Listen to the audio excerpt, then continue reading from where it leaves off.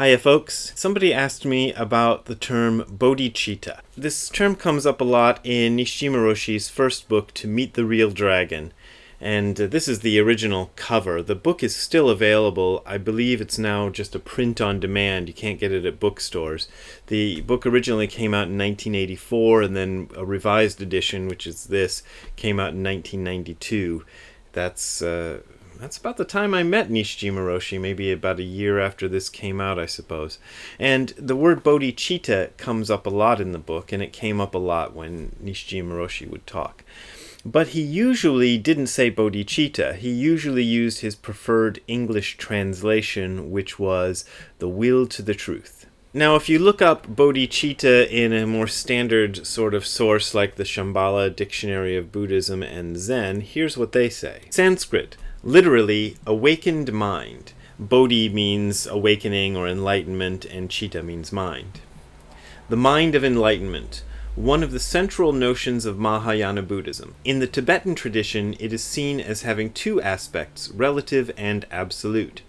The relative mind of enlightenment is divided again into two phases. One, the intention and wish nurtured by limitless compassion to attain liberation, i.e. nirvana, for the sake of the welfare of all beings. And two, actual entry into meditation, the purpose of which is the acquisition of the appropriate means to actualize this wish. The absolute mind of enlightenment is viewed as the vision of the true nature, shunyata, emptiness, of phenomena.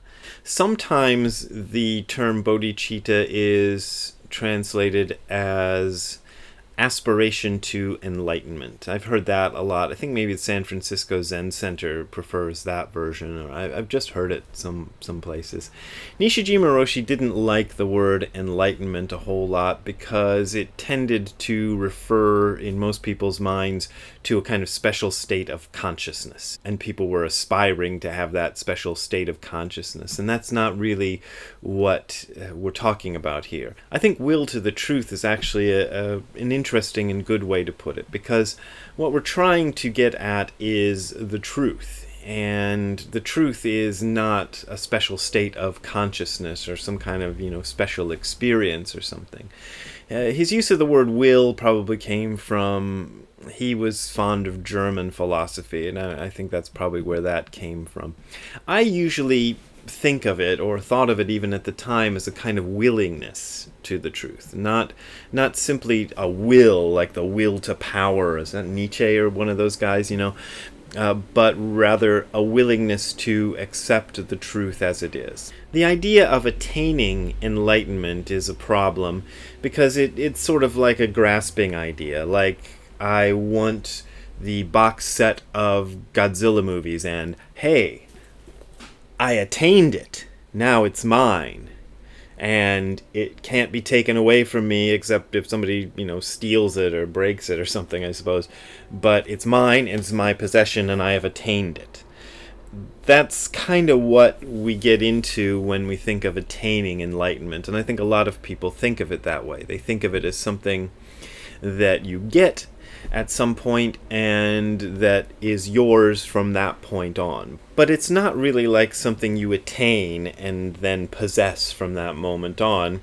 It's more like something you notice, that you, at the moment you notice it, you also notice that it's always been there and somehow you forgot, or you just somehow failed to see something that has been there all along. And in fact, the entire idea of attaining it seems absurd because there's nothing to attain. It's just what's been there all along.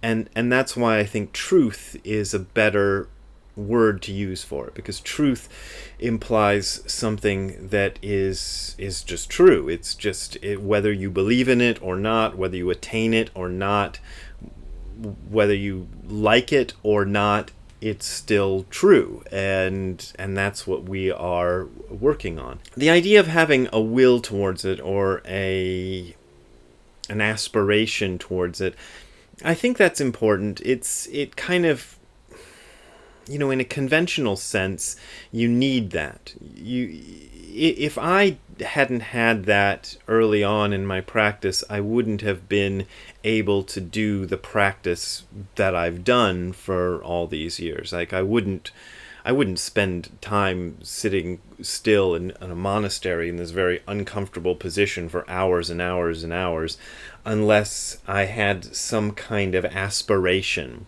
So the aspiration is important, but at the same time, you end up having to put that aspiration aside because you come to see how absurd it is, and it's sort of this funny thing that you need the aspiration in order to do the work that's necessary.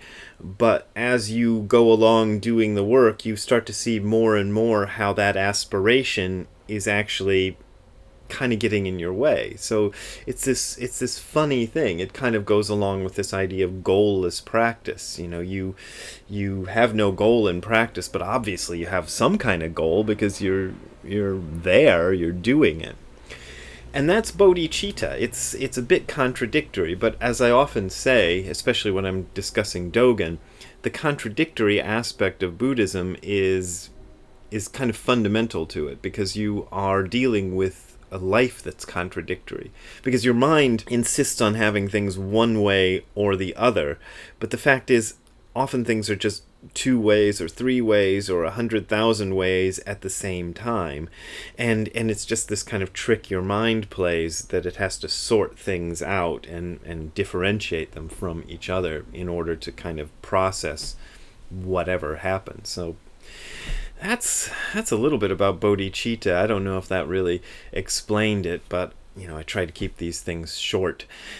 Speaking of keeping things short, which I'm not going to do shortly, that's a good transition, I am going to go to Europe, and here are the places I will be. I am sorry, Finnish people, that I haven't fixed that thing with the 2 M's yet in the name of that city, but you can figure it out, I suppose. All of these events are open to anybody who wants to come to them, and please show up. They're like I always say, beginners only. We're all beginners. We'll explain to you exactly what you need to do, and you'll be fine. So please show up.